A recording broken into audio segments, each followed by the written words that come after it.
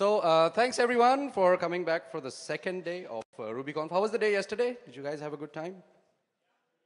I can't hear you. Okay.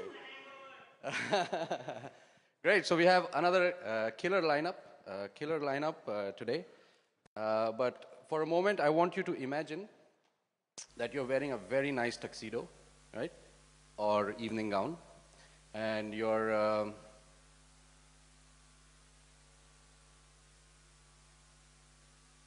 sitting in front of this guy, right? And he says, the game we are playing is startup roulette, right? Startup blackjack. And if you lose the game, you will die. If you win the game, you will win untold riches, right? So you sit down, you get dealt your hand, and you look at your cards, and you have this, right? Everyone knows that this is the winning hand in blackjack, right? So you have like fast time to market, you have crazy scalability, you fling these cards in the face of the villain, and he's like, oh my God, like how did you do that? Who are you? And you put on your best rakish grin and you say, the name's Ruby, J. Ruby.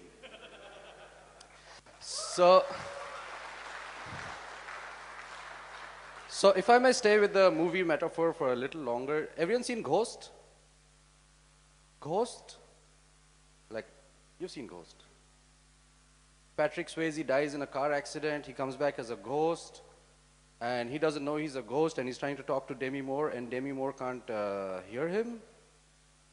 I sometimes feel like Charles Nutter's life is a bit like that.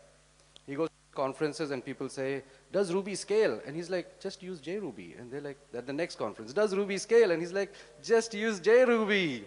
So give it up for Mr. Charles Nutter, who's been working so hard to dispel the idea that Ruby does not scale. Anyone use JRuby? It works, right? It just works, and it is blazing fast, and it's fantastic. Charles, thank you so much for all the hard work that you do. I'm really looking forward to what you have to say. Big round of applause, please.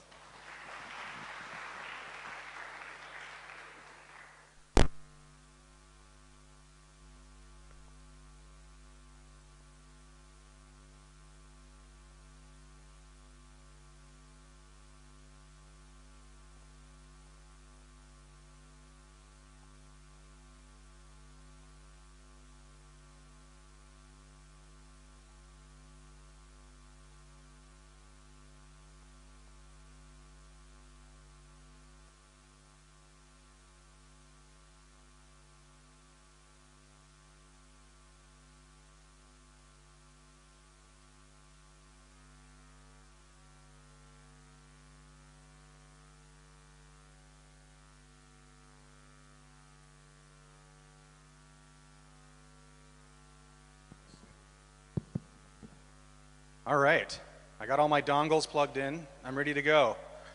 Yes, hey, good morning. Namaste, everybody.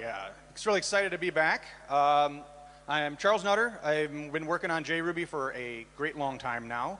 I am here for Red Hat. Thanks very much for Red Hat continuing to sponsor our work and helping me get out to talk about JRuby and the work we're doing.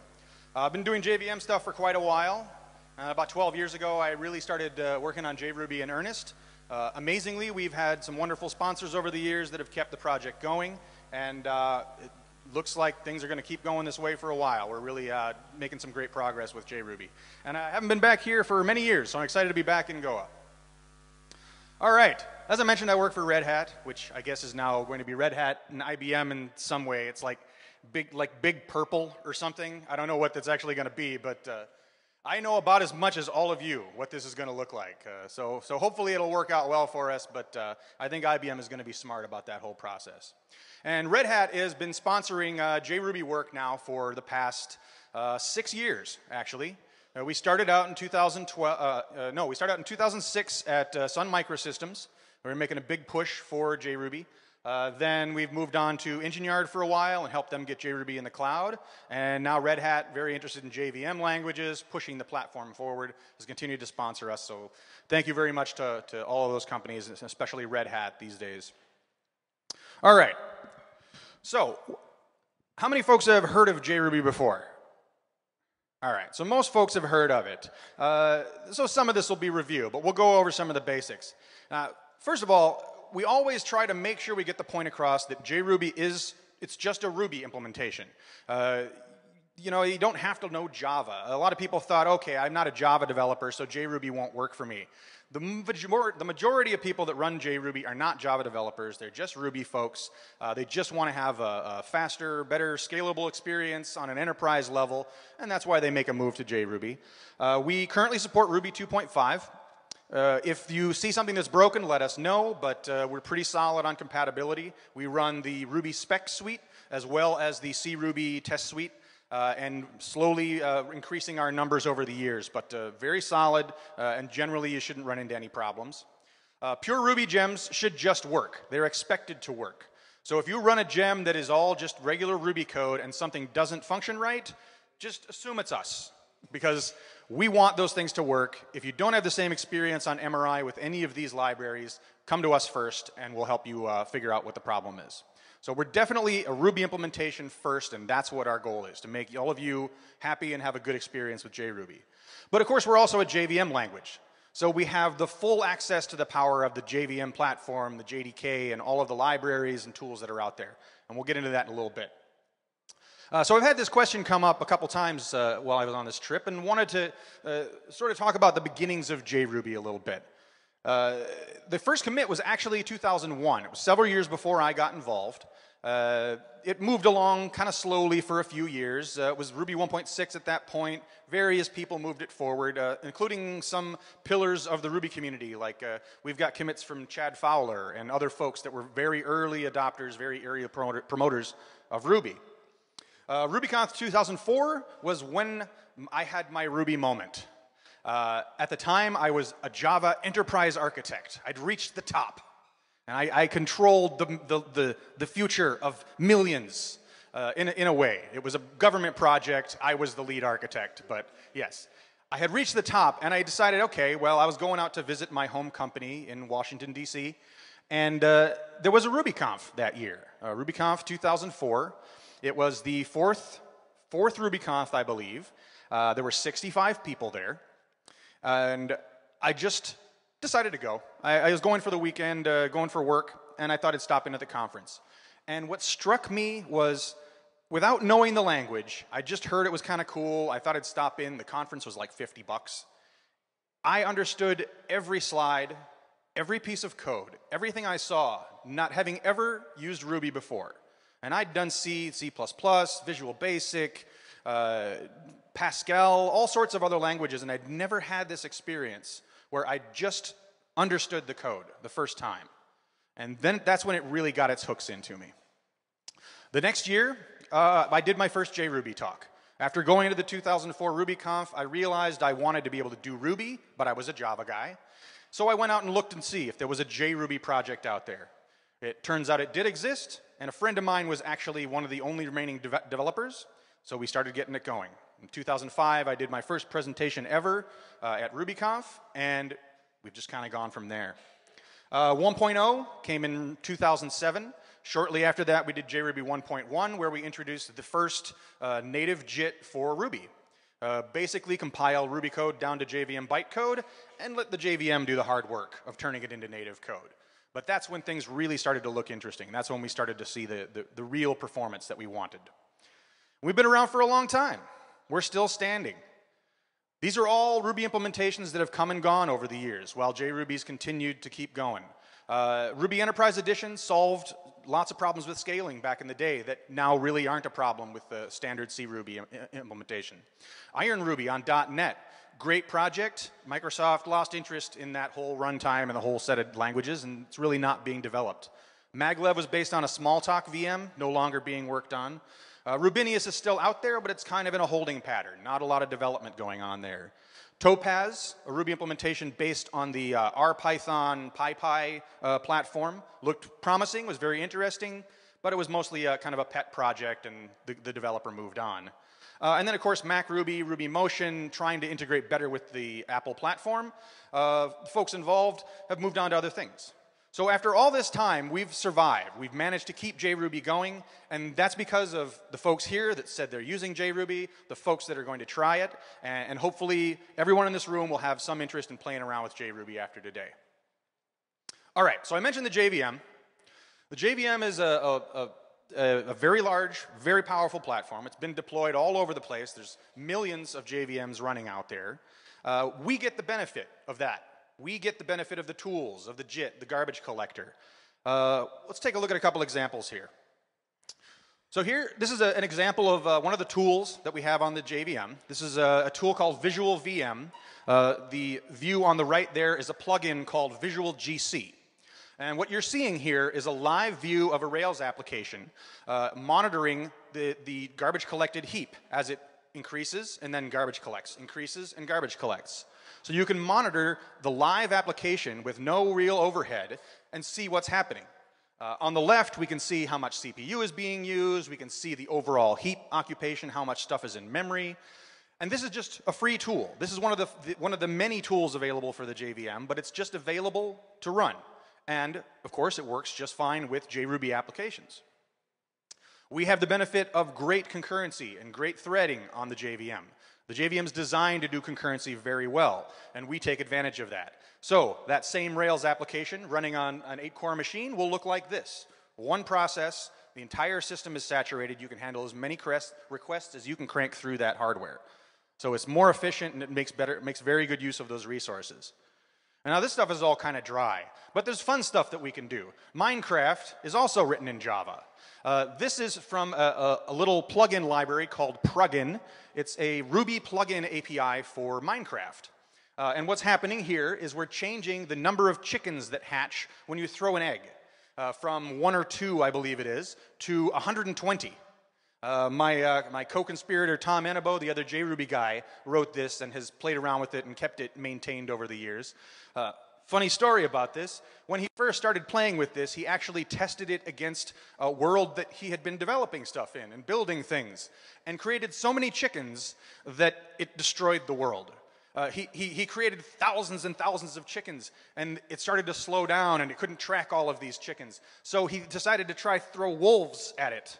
And that didn't really work. Like, the wolves did not eat the chickens, and he just had to kind of back the whole world off and try again.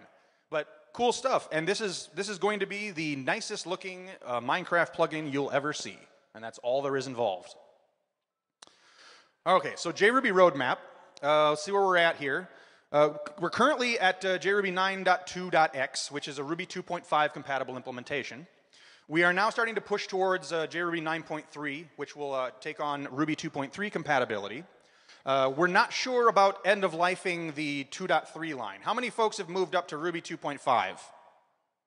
How many folks are still on something earlier than 2.5, 2.4, 2.3, etc.? Okay, so like about half the room has started to switch.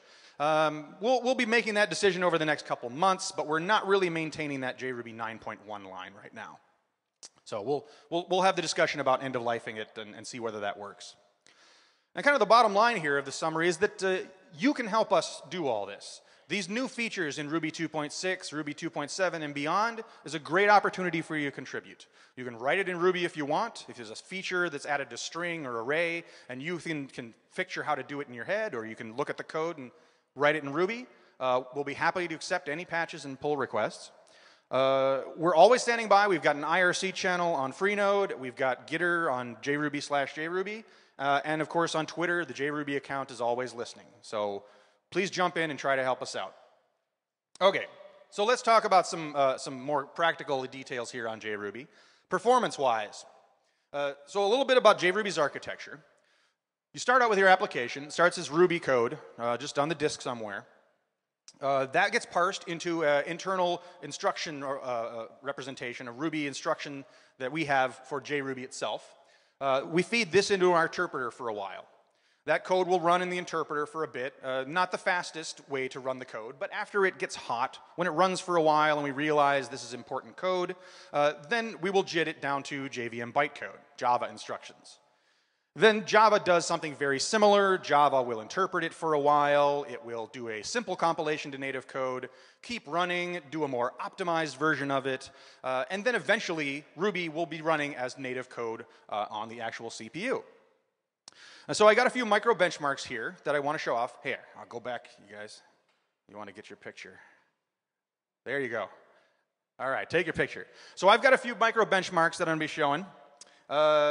Now, micro benchmarks are usually not particularly useful to users like you. Unless a lot of folks have a Fibonacci-based startup, they're not definitely the most practical details for your work.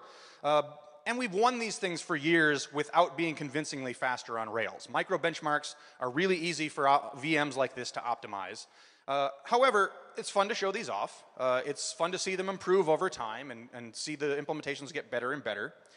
It's also easy to isolate specific measurements. We can measure mathematics in isolation that we wouldn't want to try and measure within a whole Rails app. We can measure array accesses and string, low-level things. So it's good for us to figure things out internally. And it's also a good way to play around with a new runtime. So if you have code that is CPU intensive or that is blocked on processing, you can try it on JRuby. If that looks like it's faster, maybe you want to try and move the entire application over. We've also got this feature on the JVM called Invoke Dynamic. This is support for dynamic calls, dynamic variables, dynamic binding at a much deeper level than typical Java applications. This was a Java 7 feature, and we worked very closely with the OpenJDK team to make sure this worked well. It's been steadily improving over time. The overhead of doing a dynamic call has been reducing. Things actually optimize pretty well these days. We still don't have it on by default in JRuby because there is a bit of a startup impact. It's a little bit more dynamic than the usual way we would do method calls. But very soon we're hoping to be able to turn this on. The JVM is getting better about removing that overhead. So the first thing we're going to look at is just a Mandelbrot generator. Again, not particularly useful unless this is what your business is doing. But it is a good test of numeric algorithm performance. This is the code here, and you can see we've got a bunch of loops, we've got some floating point math and integer math, and then out at the bottom we've got some warm-up and a little benchmark to test it out. So not very complicated code, but very number-intensive, numeric-intensive. All right, so let's take a look and see how JRuby does with Invoke Dynamic, for example. So here we have CRuby 2.5. Comes in at about 3.5 seconds or so. Now, the JIT numbers I have here are from a couple months ago. This may have improved, but I believe there's not as much improvement here because numbers are already pretty well optimized at the Ruby level, so there's a little bit more work to be done in the JIT to get that optimization to really pick up. JRuby without Invoke Dynamic is pretty good. We're a little slightly faster than CRuby here. But JRuby Invoke Dynamic really starts to look interesting. Now we start to cut the time on this algorithm much down, cut it way down from where it was with regular JRuby or with CRuby. Now we're also exploring new JVMs. There's always new development happening in the Java world, new JITs, new garbage collectors, tons of folks, hundreds, maybe thousands of folks that are working on JVM optimizations. IBM has a JVM called J9 that they just open sourced very recently. We're very excited to start looking at this. It has lots of interesting features like ahead of time compilation, saving off JIT results, all sorts of new garbage collectors, really cool stuff that we're starting to play with now. We've also been looking at a JIT compiler, a just-in-time compiler called Graal. Graal is an interesting JIT in that it's written entirely in Java. So the evolution of the compiler has not depended on hardcore C++ programmers. Any Java developer can get involved in Graal and help improve the compiler. And that's helped move it forward quickly. It's also helped do more advanced optimizations since you're not struggling with C++ objects and memory and pointers and seg faults and whatnot. All right, so let's see how the Graal JIT actually helps our little benchmark here. So here's our baseline for JRuby. This is without Invoke Dynamic. We got our 3 seconds. Invoke Dynamic, again, brings it down pretty good, at least twice as fast. And now this is where it starts to get exciting. This is why we love running on the JVM and having thousands of engineers out there to do our work for us. This is where it runs with Graal. Now, this is getting very near the performance if you were to just write this in Java code with actual floating point math. We're actually getting to the point where a piece of Ruby code can optimize down to what Java or C would do. And all we had to do was wait until someone made the JVM faster and do a lot of work on Ruby and invoke dynamic and whatnot. But the JVM guys are doing an excellent job. Keep looking for this to improve over the coming months. So some of you might have heard of a project called Truffle Ruby, which is also based on the Graal JIT. And now this is just one example, but this particular case, a simple numeric algorithm method, we're running on a standard JVM with the Graal JIT plugged in. They're running on their own VM. We're competitive. We're definitely competitive for these smaller benchmarks. And we're going to try to expand the pool of benchmarks and code patterns that we can optimize as well as we can do this particular one as the small one. All right, so I want to talk a little bit about how we're optimizing objects in memory. So you have this code here, and we've got a bunch of different attribute accessors and instance variables on here. Now, unusual among some languages is that Ruby instance variables are pretty dynamic. They're not declared ahead of time. You don't say, I've got a field that's this and a field that's that generally. You might use an attribute accessor, or here, as with the initialize ID, you might just lazily do it. This instance variable just sort of comes into being at runtime. So any unfrozen object can grow. It can have a new instance variable at any time. It's really kind of like a hash. But of course, if we implemented this as a hash table or a map, it would be terribly inefficient for all objects in the system to be using some hashing algorithm to find these variables. We want to be able to optimize this. The other half of this is that in order to grow it, we have to have a separate reference. So there's an array of all the instance variable values. When it needs to grow, we swap that array out, put a bigger one in.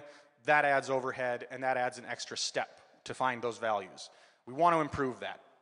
So we're starting to make them just normal JVM fields, normal JVM objects, which eliminates a lot of that overhead. We're also doing this for arrays. Arrays also are generally mutable until frozen, but the typical use cases are either a small array that is never grown, it stays pretty much the same size. For example, passing splatted arguments. It's usually just going to be used to pull those arguments out. You're not going to be adding to that array generally. You may mutate it, but not grow it, and not change the size of it. The ones that grow are really the large arrays, the big ones. If you're putting data in an array and it's already over 100 elements or 1,000 elements, there's probably a good chance you're going to be putting some more stuff in there. So optimizing those cases is not quite as important for us. So what we do is we manually optimize 1 and 2 element arrays right now. So if you're passing 1 or 2 arguments in a splat, or if you're just using a multiple return sort of syntax to return 2 values from a method, we can pack that much more tightly into an object, just like we do with the instance variables. Eliminate that extra layer of indirection and pack it into memory much better. We're also hoping to pull these two things together so that any object in Ruby, whether it's an array, a regular object with instance variables, or a hash, will be able to pack it down, use Java fields, and be much faster at, much more efficient at using memory. Here's what this looks like for a single instance variable object. On the left, you can see that a substantial portion of this is just this extra array. And so this is 320 bits of space that's consumed just to hold one object reference, because it needs type information about the object array, it needs the count of elements that are in the array, a couple other little headers that are involved in the JVM object level. When we eliminate that, we get our reference to the object directly in the object itself, and we cut out, well, not quite half, but a good chunk of space here. We also don't have to walk through that array every time we're going to get these values. They're on the object right away. They're in the CPU cache. Things will end up running faster. An example of how this is working in Rails here. This is a list of all of the generated objects. The number there is how many instance variables they have. And the majority of objects that are created in Rails are now being packed properly. They're not using this extra indirection, and they can go all the way up as large as they need to be, put those fields right in the object, and save that extra memory. Similarly with the arrays, we can optimize those. Once we pull those 1 and 2 element arrays down, we eliminate the extra indirection, we use memory more efficiently, and it turns out that just doing this optimization, about half of all arrays that are allocated during this Rails benchmark that I ran are specialized ones. So we're saving a considerable amount of memory for half of the arrays in the system. So one thing we've always had an issue with is native extensions. Let's talk a little bit about this. So in C Ruby, we have a C extension API. It's often used for performance reasons. You want to take a piece of Ruby code, you rewrite it in C, plug it back into the C runtime, and then things are faster, ideally. But the API is really big, and it allows direct pointer accesses. You can modify the internals of objects directly. There's not really any management for the life cycle of when those objects are referenced or not referenced in C. So it's very complicated for us to do on top of the JVM. The JVM does not allow any of those things. You can't have access to an object. You can't just push values into its internals. In 1.6, we did attempt to have support for C extensions, and it sort of worked. You could actually install gems and they would run, but it was a very large amount of work to maintain. Like I say, it's an enormous API, and because we had to simulate all of those pointers and all of those memory accesses, it ended up being slower than just using the pure Ruby version of most of these libraries. So we kind of backed off from that. We've got some other options for it. So we think we've got something that runs a little better for C extensions. It's definitely better for us. You could just use Ruby. Most of the time, you take a piece of pure Ruby code and run it on JRuby, the performance will be just fine. If you need to take it a little bit further, then there's the possibility of calling out to a JVM library. JRuby integrates directly with all the JVM languages, so all you have to do is require a jar file in and access the javax.swing.whatever classes. They're all available as if they were regular pieces of Ruby code. And that allows you to have all the libraries on the JVM at your fingertips, ready for you to use, have the performance of those existing libraries, and you don't have to maintain it yourself. If that doesn't quite work for you, then we do also have our own extension API. You can write a plugin directly for JRuby and get tight integration, very similar to the C extensions. But for those cases where you've got an existing C library or C extension used for performance, this is probably the direction you'd go. You'd port it over to a JRuby extension, and then your application is up and going. So a quick case study here, the OJ library.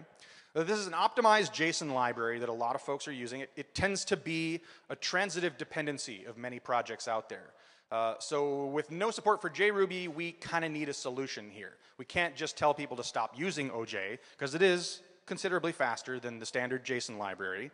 And we'd like to be able to run big apps like Discourse. So the C extension is one of the larger ones. It's nearly 20,000 lines of C code, and it's pretty dense code. There are 7 different modes for parsing and dumping JSON, and we need to implement all of those. It's all written in C. There's almost no Ruby in the library at all. The parser stream for each of those. It also has an additional JSON-like API, which I think is part of why it's been adopted so rapidly. So we are working on an OJ for JRuby. It comes down from 20,000 lines of C to a bit over 9,000 lines of Java. It's nearly complete. I'd probably say in the 95% range. There are little bits and pieces we haven't finished yet, but they're not key elements. They're not the typical dumpers that you would use. They're not the standard modes. It's mostly edge case sort of things. Now, OJ was written for performance. So if we're going to make this a JRuby extension, it better perform pretty well, right? So let's take a look at how this is on JRuby. So here we have MRI with OJ, JRuby with JSON, and then JRuby running our version of the OJ extension. So MRI does very well here. We've got different sizes of JSON here that we are trying to load. Here's where we get with JSON. And this was always a problem for us. The JSON library, even in C Ruby, is not as fast as OJ, but our version of the JSON library is even a little bit slower than that. The way that the parser's generated, there's just a little bit too much overhead. So we needed the OJ gem. And now here's where it kind of gets exciting for me. Higher is better here, remember. That's the OJ library.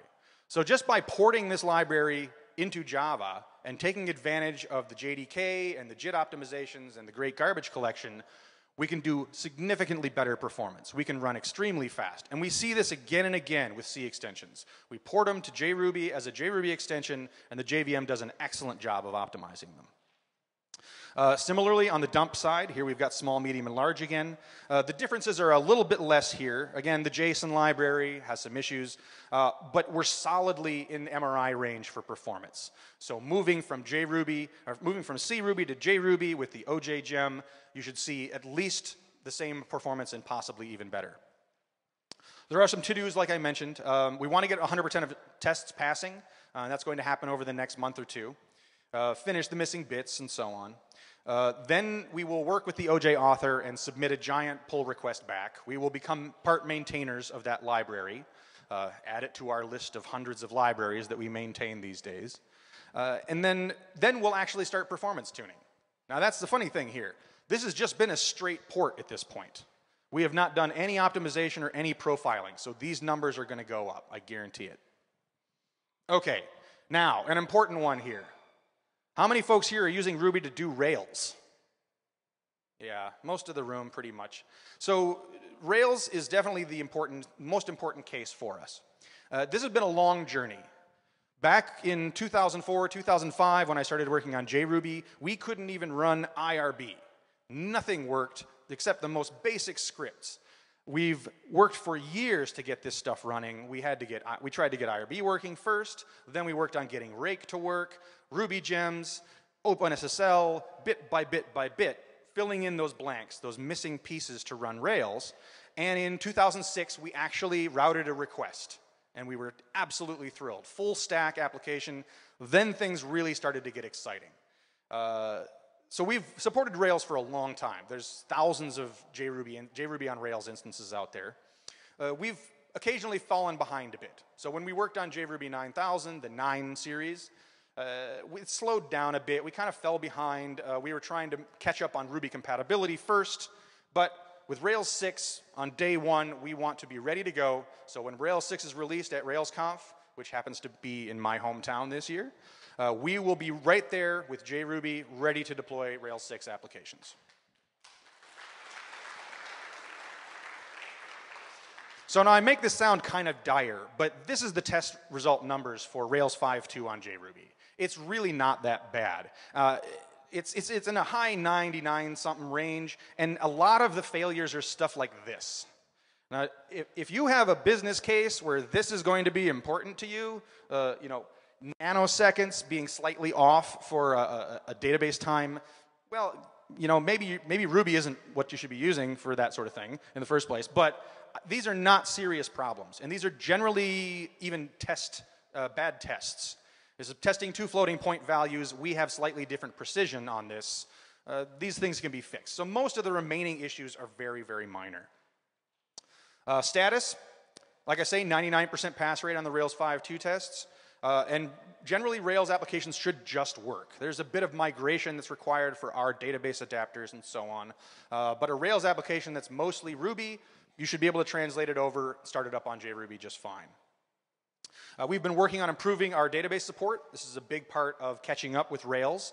SQLite, MySQL, and Postgres are our core as well. We've been improving those over the past year, and they are again at high 99% passing of tests. We have had some requests to bring back our support for Microsoft SQL Server, Oracle. We had support for DB2.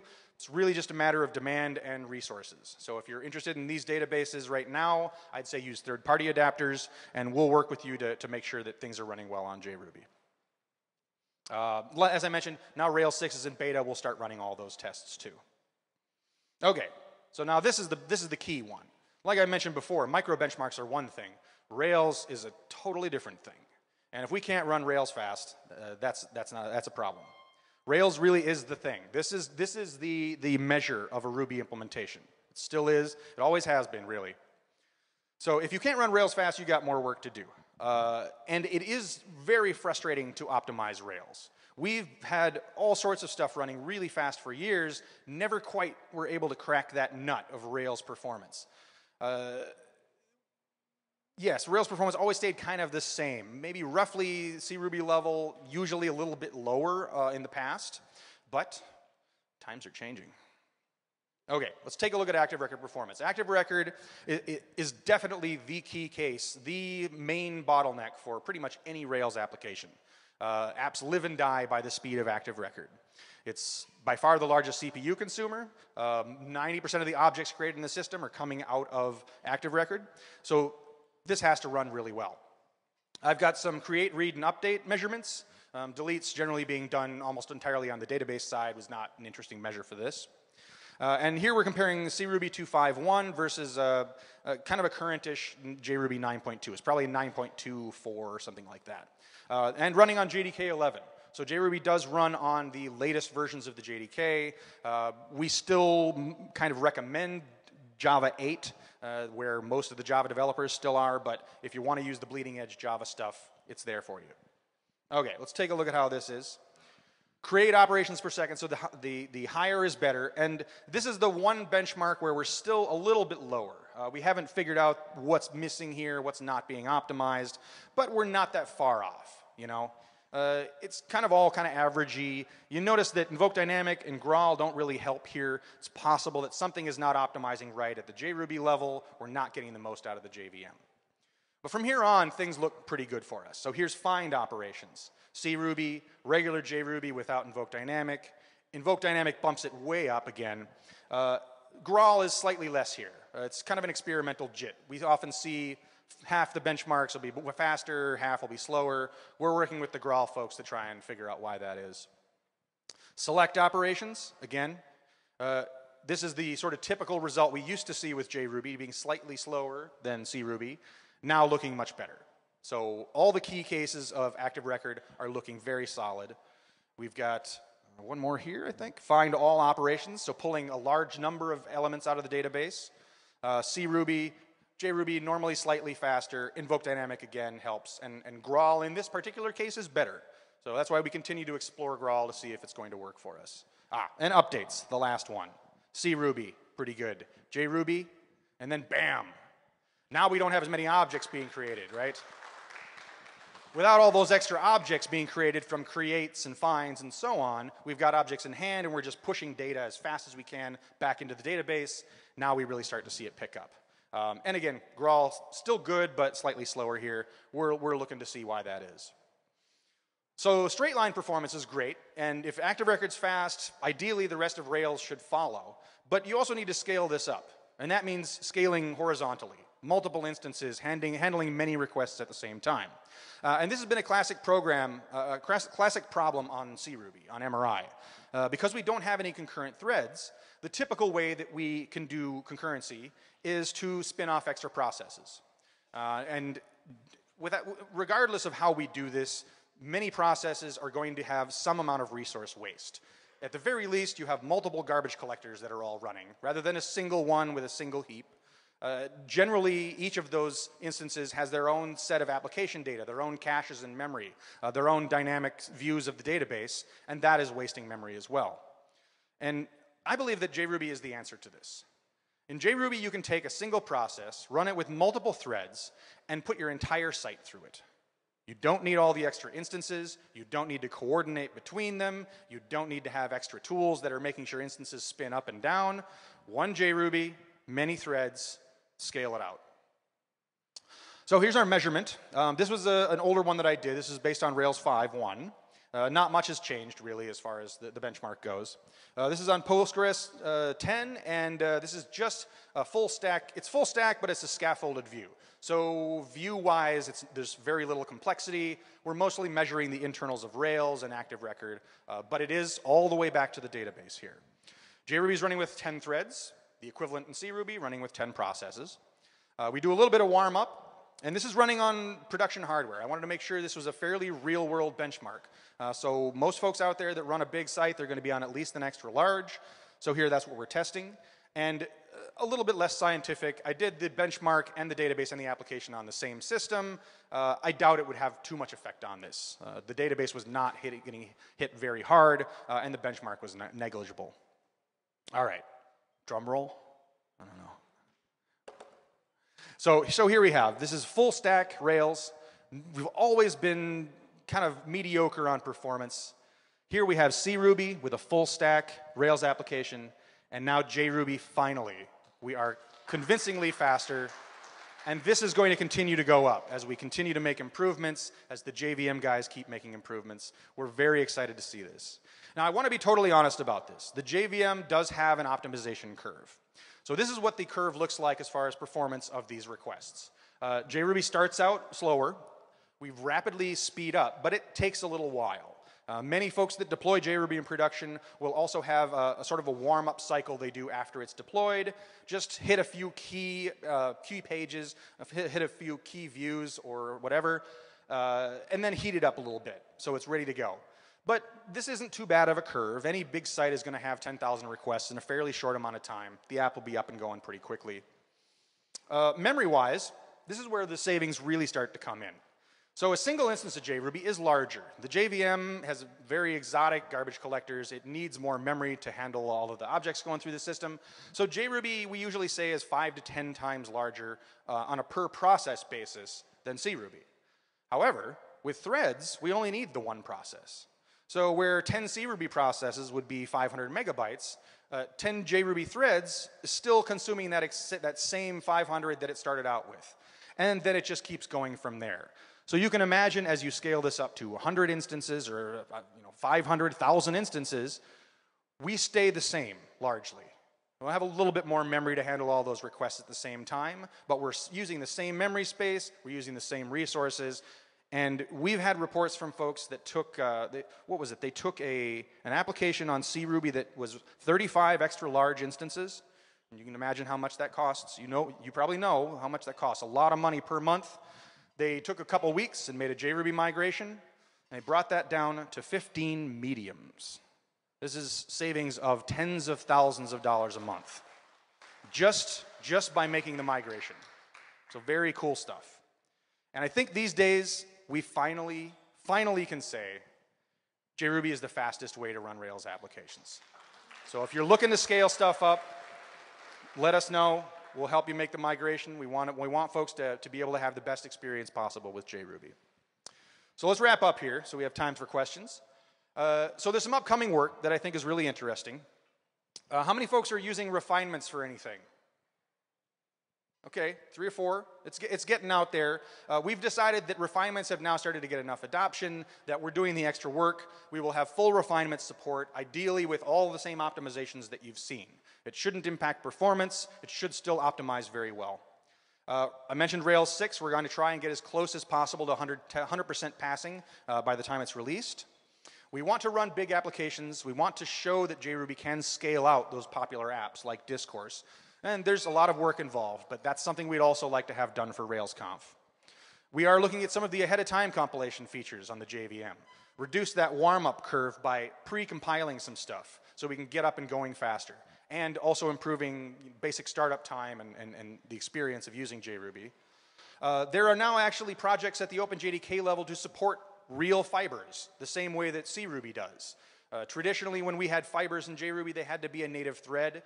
That's a tremendous amount of overhead. That doesn't work for a lot of applications that use a lot of fibers, but there's hope in the future. We'll be able to have real coroutines, real fibers on the JVM in JRuby. And then various optimizations, getting blocks to optimize an inline better, using Invoke Dynamic more, digging into the deeper optimizations of the JVM and the whole platform. So this is all upcoming.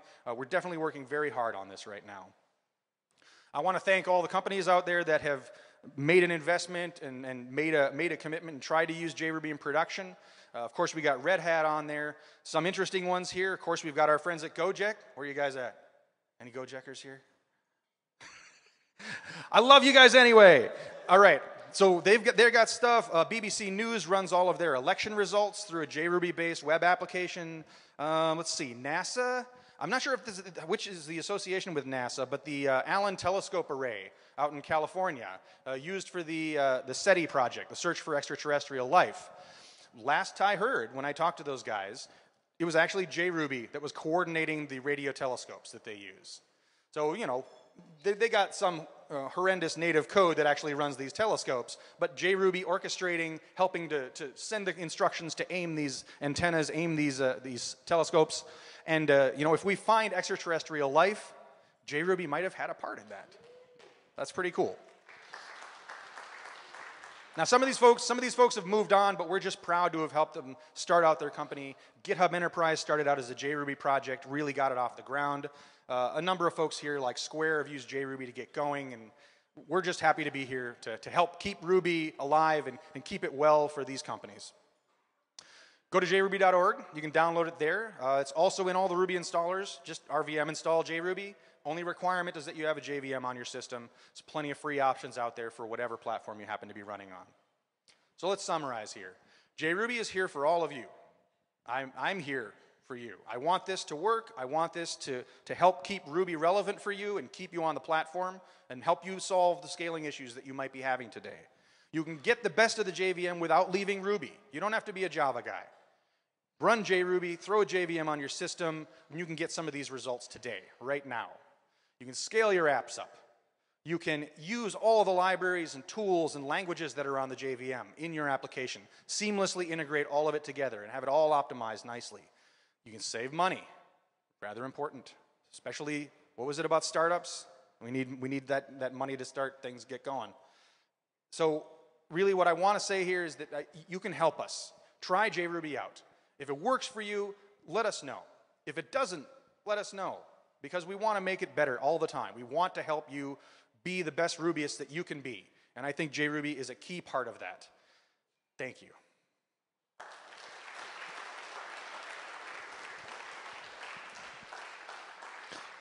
And now I think, I gotta mention, I'm going to have to leave before the end of the day. So have your questions now. This is a great time to ask them.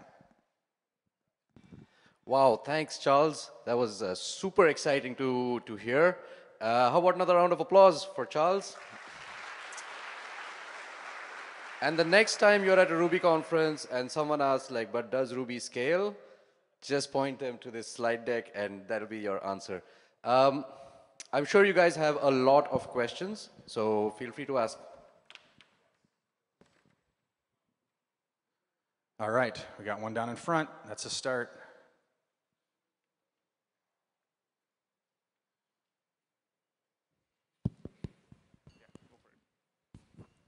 Yeah, so my question is, how difficult is it to move from JRuby to complete a Ruby project? Like, if you want to go back, how difficult is it? Because I want to try JRuby in some of my projects, but then I will have to... So migrating an app to JRuby, is that what you're asking? No, I'm asking how difficult is it to migrate an app from JRuby to not using JRuby? I can't answer that.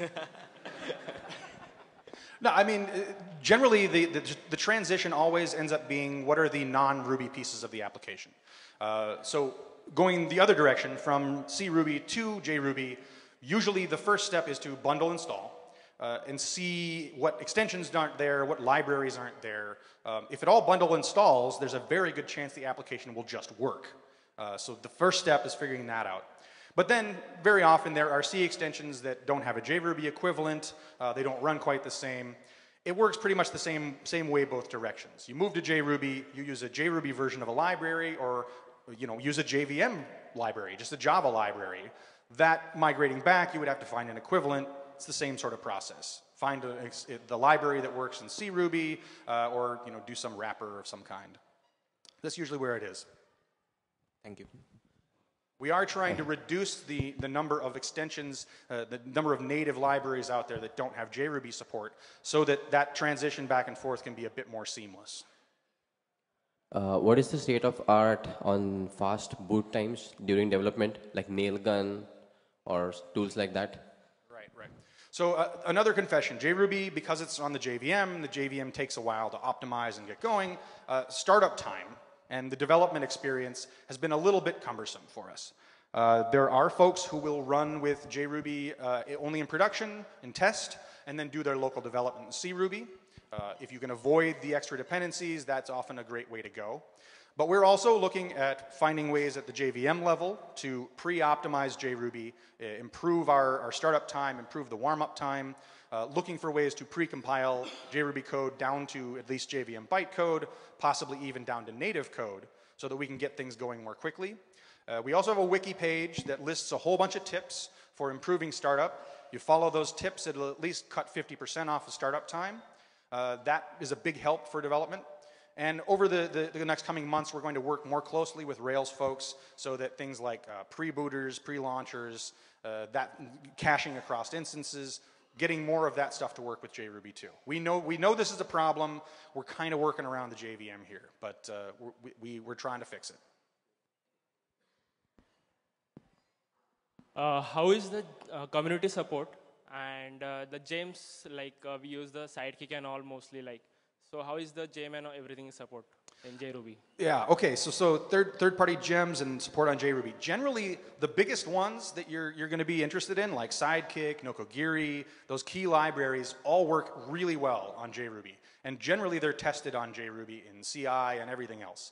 Sidekick in particular, deploying on JRuby is one of the best ways to go. You really get the most out of that Sidekick process. It really cranks stuff through fast. Nokogiri, we've got full support. They test on JRuby. It's been maintained over time. So I'd say the more popular the library, the more likely JRuby is going to just have support for it, and it's going to work very well. And we're slowly trying to move that line down. Less popular libraries, less common libraries like OJ, we're getting support for them and getting them out there. But generally the big ones all work great.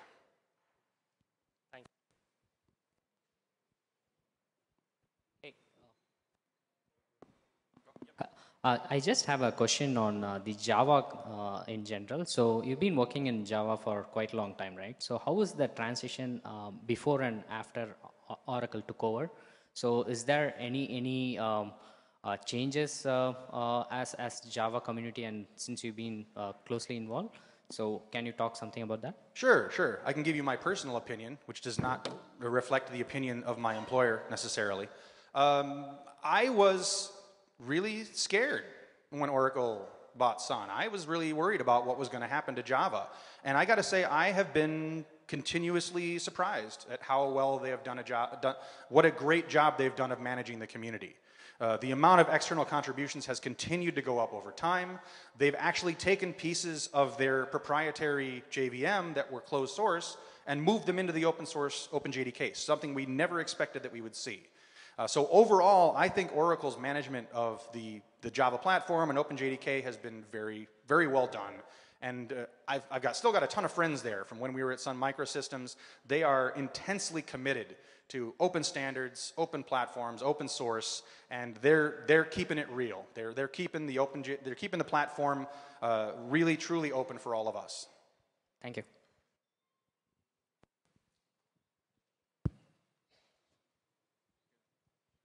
So you mentioned that we can directly use Java native Java libraries as well as third-party libraries into import them into JRuby and directly use it. So suppose if there exists a use case where there is no such library available, and so we write the code in Java and create the Java library, or we just write the extension in JRuby. So which would be better in terms of performance and all? Well, if it's not a huge library, the setup here is there's no library for a feature that you need. The first thing I'd say is just to use Ruby. Write it in Ruby and see how well that performs. If it works well on JRuby, well, then not only have you solved your problem, but you've also increased the pool of pure Ruby libraries that are out there for everyone else. If that doesn't work, then I would look at the native side of things. See if there's a Java library, see if you can write an extension to do it. You can even just write a plain Java library and call it through our Java integration if you don't want to write a JRuby extension. There's really no real difference in performance in the two models. So I definitely try to encourage people to use Ruby first. Use Ruby if you can. If it doesn't work out, then we've got other options. Yeah, hi. Right, one more. So what's the Truffle Ruby project and how is it associated with JRuby, if at all? So the Truffle Ruby project is it's running on a different VM. It doesn't run on all JVMs really. It has its own special VM. It's very much tied into a particular platform, a particular framework called Truffle that does a really good job, an amazing job of optimizing dynamic languages and other stuff. It's still in development. It's still very experimental. They're pre-release kind of stuff. But it's an interesting project that's come out of Oracle to provide a new polyglot VM. We are a JVM language. And we will always be a JVM language. We want to run on all the JVMs, which means IBM and HP and Red Hat and every one of those. So although we're watching those technologies that they're using in their VM and we're trying to leverage pieces of it, like Graal, the JIT, we will just kind of be separate projects generally. We did help them kind of get bootstrapped. We do share a bunch of dependencies and libraries in common, and we try to work back and forth a little bit. But very different projects with different goals right now. Ah, cool. Hey, I can keep going all day. awesome. Always appreciate that. So I was just wondering, there are not that many thresholds that are available for Hanami. Is there something happening in that side? So just running Hanami on JRuby? Right. Yeah, I believe I've heard from at least one person who has a Hanami application running on JRuby. And those small frameworks like Hanami and Sinatra and other stuff, they are incredibly fast on JRuby. One case in particular that I know, there's a company called the Gilt Group. They do like fashion flash sales. So, you know, this pair of boots is on sale for 1 hour. You better get in there quick. They were using a JRuby Sinatra application to serve this at one point, and they were pushing tens of thousands of requests per second through this one JRuby instance. I mean, a tremendous amount of load that they were putting on JRuby and Sinatra at the time. I think the only reason they actually migrated off of JRuby was they got a new CTO and he liked some other language, as it often happens, right? But yes, Hanami, Sinatra, Rhoda, small web frameworks, small microservice stuff just screams on JRuby. Rails, really, like its active record is the thing that slows it down. ORMs are the thing that slows, all of our applications down, pretty much. So if you're using something small and tight, it will perform really well. Hey, Charles, and one last question from me.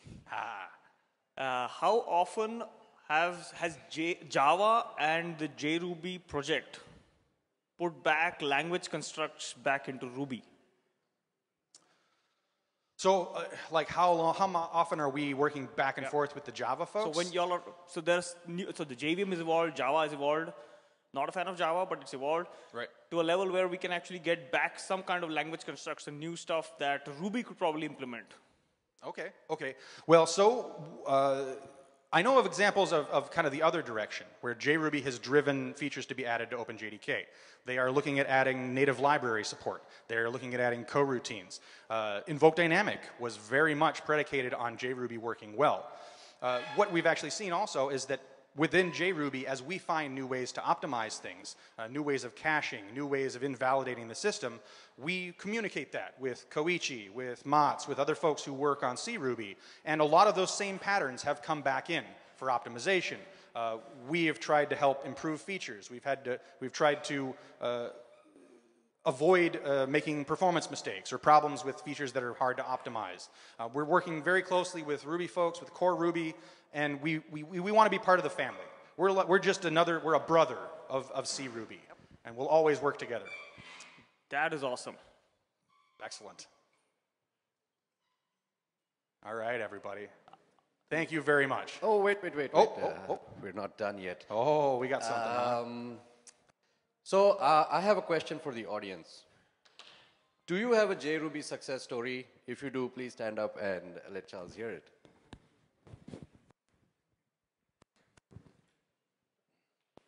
Go Jack. Please. So we had a use case where we need to work with Microsoft PPTs. We want to manipulate, we want to read and do a lot of stuff. Unfortunately, we couldn't find that much support in the native C version of libraries, but Java had it ready-made. So yeah, we just use JRuby, and it's live and deployed, and it's running successfully for more than 3-4 years now. Excellent, that's great. It's incredible. Probably the POI library. Come again? The library is POI. Yes, yeah, that's a popular one. Yeah. Apache POI is an Office document library in Java. You can just use it from Ruby. It's great. Yeah. So, well, it's not much of a success story yet. So basically, we had this use case where we are doing lots of computation on an interactive query. So most of them are like CPU intensive query operations. So we decided to migrate to JRuby, but the problem we faced were like the code was written keeping MRI in mind. So we faced a lot of concurrency issues and all because there were no proper benchmarks before we migrated to JRuby. So there were some issues we faced, but we gained a bit in terms of CPU intensive tasks. But like apart from that, we just faced concurrency issues, but that's it. Right, right. And we're definitely working through those. But I think we've got we've got a lead on solving those issues, so you can get the performance without the concurrency stuff. Definitely.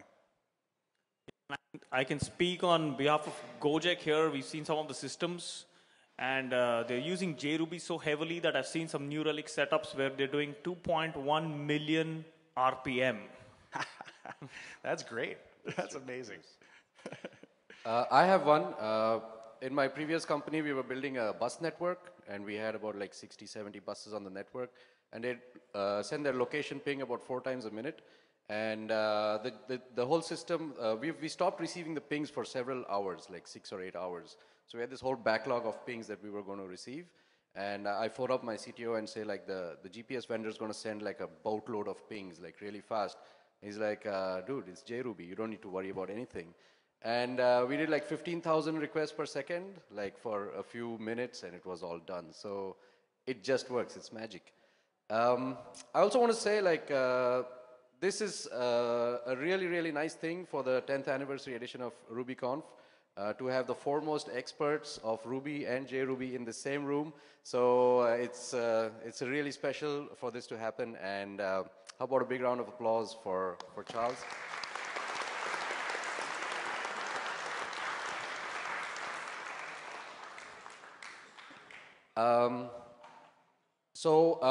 Just a public service announcement. As developers, we do this every day, but today you need to do it slightly differently. You need to check out of your room if you haven't already done so before 11 a.m. 11 is already beyond that. There's going to be a small tea break. You can mob Charles over there by the tea stall, and we'll see you back at 11:50. Is that right? In half an hour. Yes. Thanks again, Charles.